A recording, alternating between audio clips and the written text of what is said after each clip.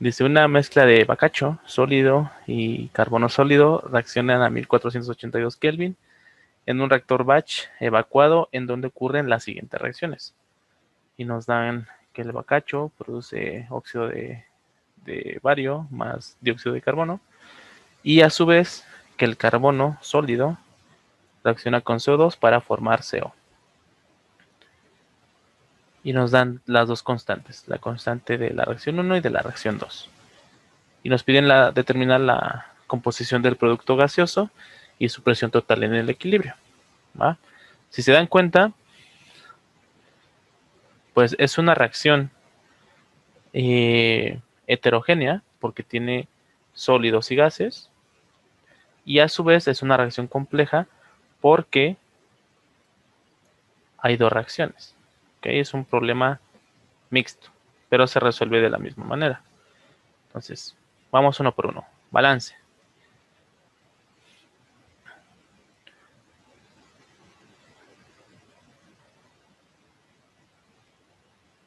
¿Y no tiene alimentaciones?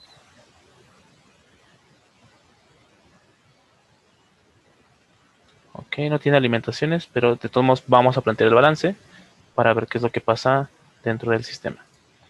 Entonces, componentes, vamos a solamente a enlistar los gases, que son los que nos importan.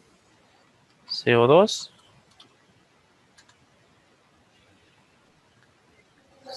y CO.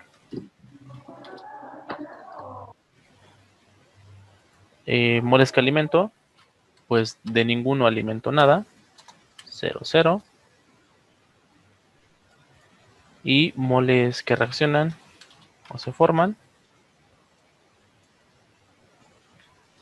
va a ser del CO2, es positivo en la primera y negativo en la segunda. O sea, epsilon 1 menos epsilon 2. Y del CO solamente es positivo en la reacción 2. Y el total va a ser igual a epsilon 1 menos epsilon, no, perdón, más epsilon 2. ¿Sí estamos de acuerdo? Okay. Y los moles en el equilibrio, pues para este caso en especial, también son los moles que reaccionan y se forman, porque no estamos alimentando nada de esos gases, solamente los producimos en la reacción química. Y como los sólidos no participan en el balance de estas reacciones, no nos interesa saber cuántos alimentan. ¿Va? Entonces nos pide determinar la composición de los productos gaseosos, como siempre, CO y CO2, y su presión total en el equilibrio. Considere que el comportamiento de los gases es de gas ideal. Por lo tanto, ya tenemos el balance, sacamos K a las condiciones de operación, en este caso ya las tenemos. K1, 0.1. K2, 1250. Y luego lo ponemos en función del avance de reacción, que como son heterogéneas, va en función de sus actividades. Productos entre reactivos. Actividad de mis productos, pues va a ser de la reacción 1, solamente el CO2, perdón. Entonces, esto nos queda como la actividad del CO2. ¿Por qué? Porque mis reactivos son, bueno, mi otro producto es sólido y mi otro producto también es sólido. Y recuerden que las actividades de los sólidos es de 1. Por lo tanto, solamente nos queda la actividad del CO2. Lo voy a poner todo.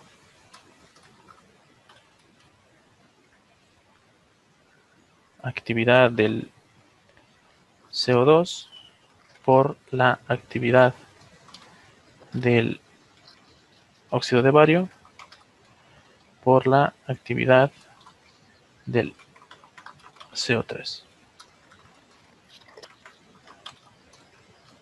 Ahí está. ¿De dónde? Insisto, solamente nos queda la actividad del CO2.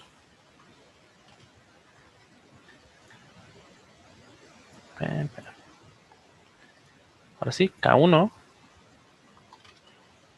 va a ser igual a la fracción del CO2 por la presión total del sistema por su fugacidad.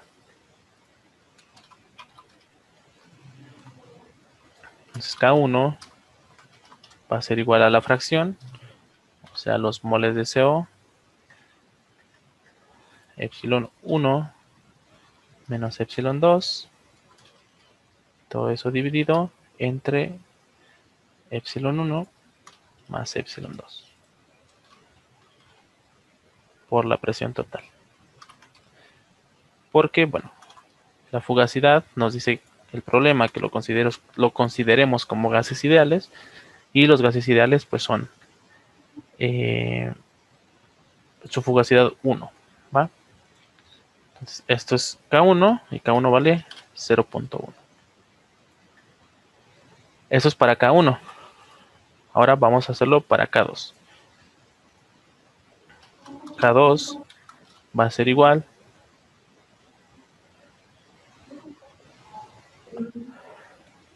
a... Tengo duda en K1. Que ¿Perdón? no, tengo duda en K1, que no se supone que solamente está participando el CO2. Ah, sí.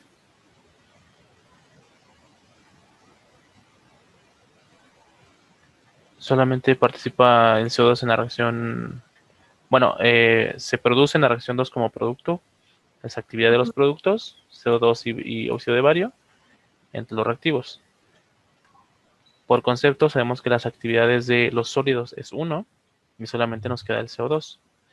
La actividad de un gas es su fracción por la presión total por su fugacidad.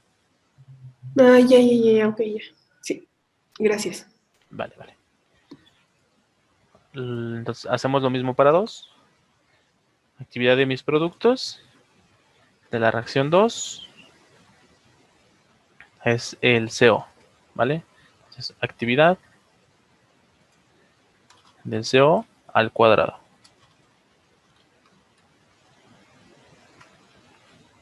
Y luego, actividad de mis reactivos, que es el CO2. Y la actividad del carbono, ¿no? Quedándonos solamente las actividades de los gases. Desarrollamos esto en términos de sus actividades, que es fracción del CO, presión total y fugacidad. Ya no la pongo porque sabemos que es 1 al cuadrado, y Y CO2 presión total. ¿Vamos bien hasta aquí?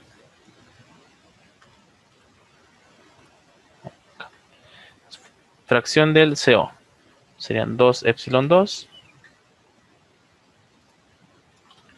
entre epsilon 1 más epsilon 2 por PT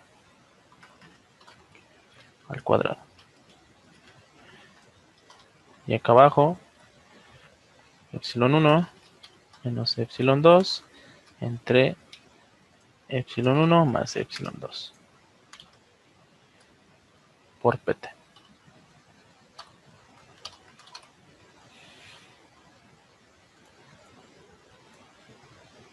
Podemos simplificar aún más la ecuación si gustan, pero no es necesario, ¿vale? Porque pues, sabemos que todo esto es igual a 1250. Uy, está bueno el problema, ¿no?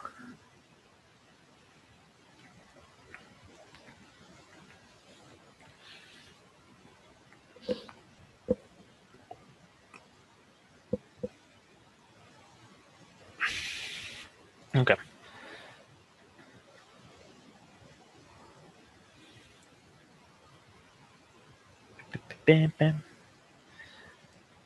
Soy su presión total en el equilibrio.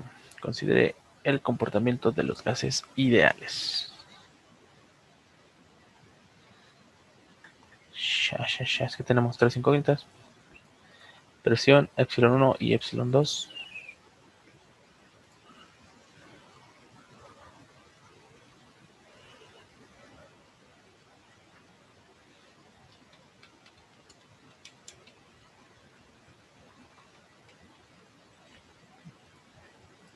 La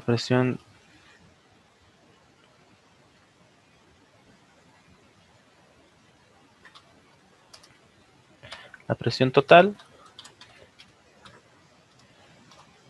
es igual a la presión de todos los gases, ¿no? La suma de la presión del CO más la presión del CO2. La suma de presiones parciales es igual a la presión total, ¿no? Es lo que nos decía. Oh, no me acuerdo qué nos decía. No me acuerdo. Pero lo decía un pasado. No me acuerdo, un científico del pasado, no me acuerdo cómo se llama. Ando muy, ¿cómo se llama? Muy olvidadizo. Esa es la triste verdad. Ando frío todavía, ando frío. No entré en calor hoy. Entonces, la presión de un gas, la presión parcial de un gas es la presión total por su fracción.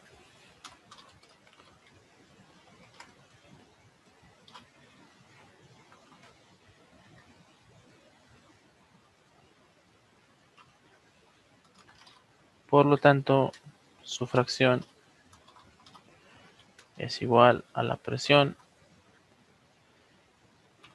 de mi gas por la total.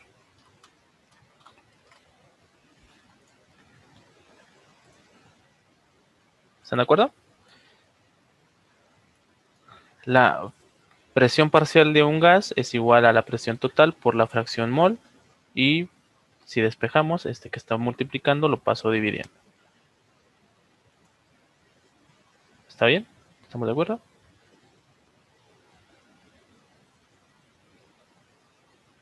Ok, tomar esto como así. Entonces, podemos, en vez de interpretarlos como epsilon 1 y epsilon 2, pues interpretarlos con presiones. Porque, bueno, K1 sería igual a la fracción del CO2. Pero la fracción del CO2 sería la presión del CO2 entre la presión total. Todo eso multiplicado por presión total. Aquí, ¿no? Fracción, presión total. Eso es K1. ¿De dónde? Pues solamente que nos queda que la K1 es igual a la presión de CO2. Qué bonito. Y la presión de CO2, como es K1, pues esto vale 0.1. Luego, para K2, pues K2 es igual a la fracción de CO, que es la presión de CO por la presión total por la presión total.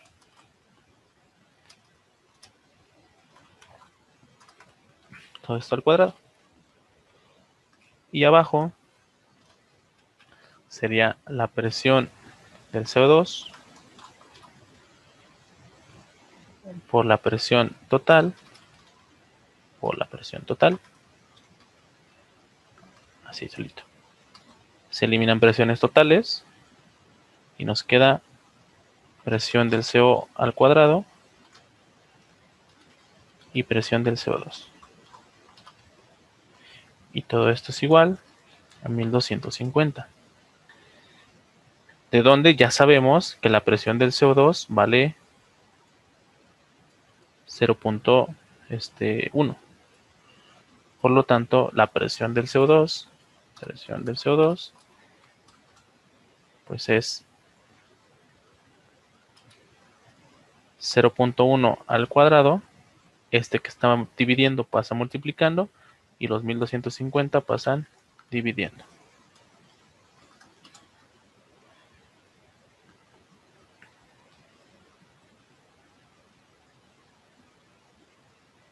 Espérenme, lo estoy haciendo al revés. Tenemos el CO2, lo que queremos es presión del CO. La que conocemos es presión de CO2. Entonces la que hay que despejar es la presión del CO. Este que está dividiendo lo paso multiplicando y le sacamos raíz para quitarle el cuadrado. Entonces sería la raíz cuadrada de 1250 por la presión del CO2.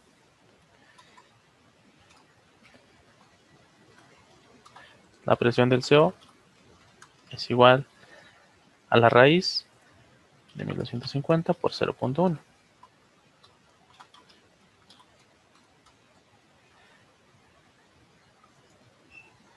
Y la raíz de 1250 por 0.1 es 11.18.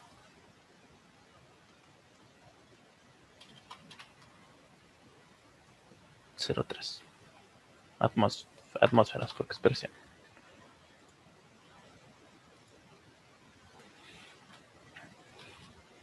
Y ahora sí, la presión total es igual a 11.18 más 1 más 0.1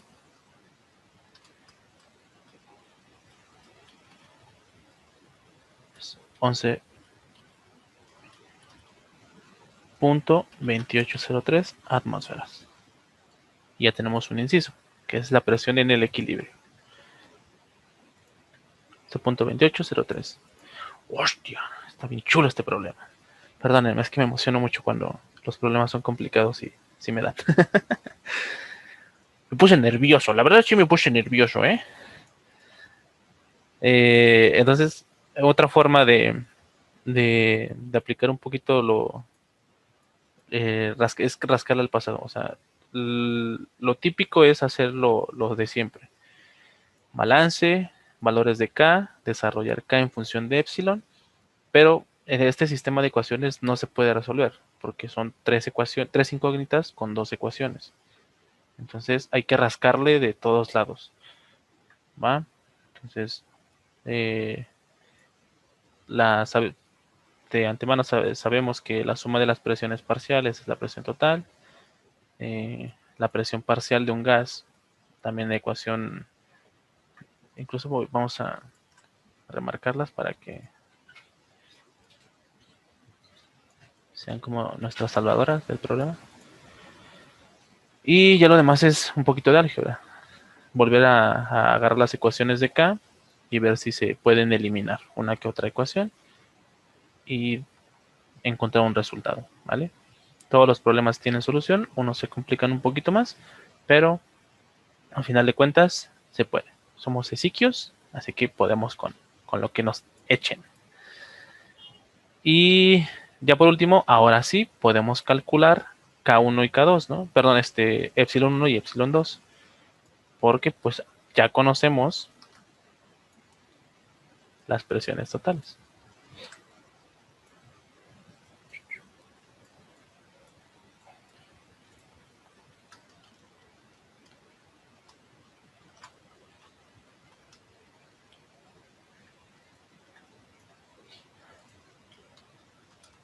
11.2803, 11.2803, 11.2803. Qué chulo problema, ¿no? ¿No les gusta? ¿No?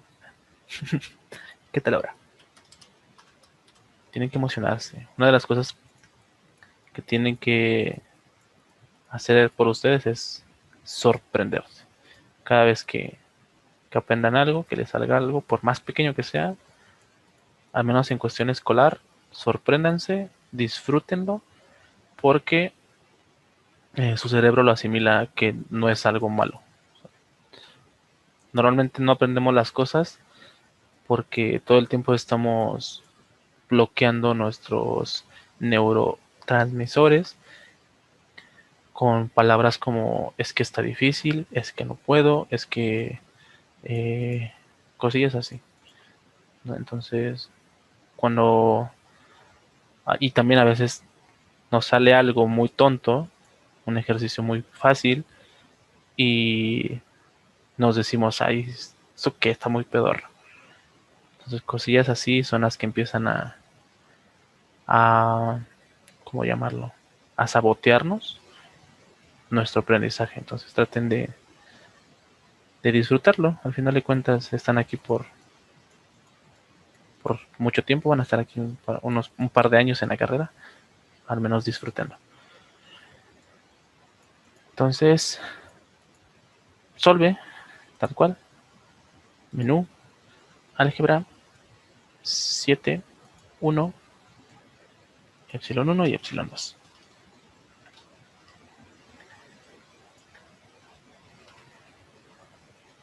.1 es igual a 11.2803 por... ¿qué estaba haciendo? Sí, epsilon 1 menos epsilon 2. Epsilon 1 más epsilon 2. Luego 1250 es igual a... Si se para la llamada...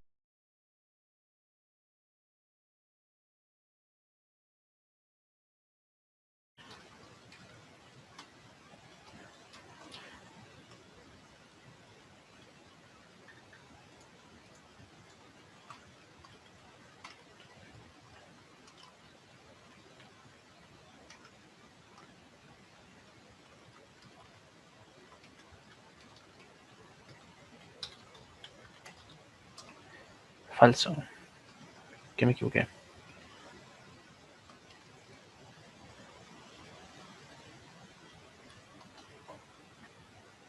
Vuelven a entrar con el mismo ID si se corta, por favor. En lo que otra vez veo qué es lo que está pasando.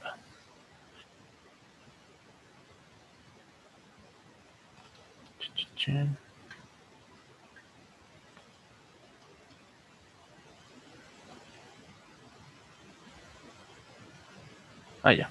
Le puse epsilon 1. Ok.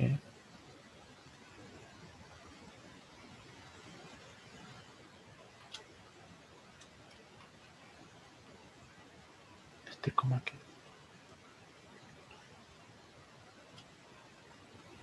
Siempre se le pone coma ahí solito.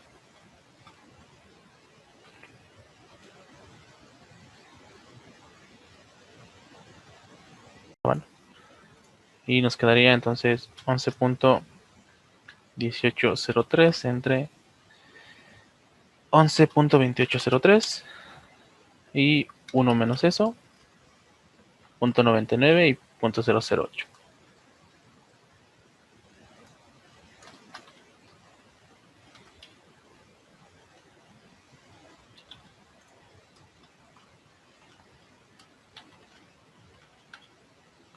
Serían las fracciones.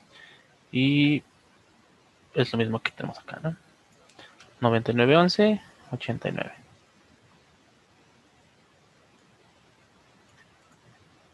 Entonces, insisto, no te da una solución de epsilon, de avance de reacción, porque no tenemos una alimentación, no podemos cuantificar la cantidad que reacciona. Pero no importa qué reacción, perdón, no importa qué cantidad reaccione, siempre vamos a tener la misma fracción.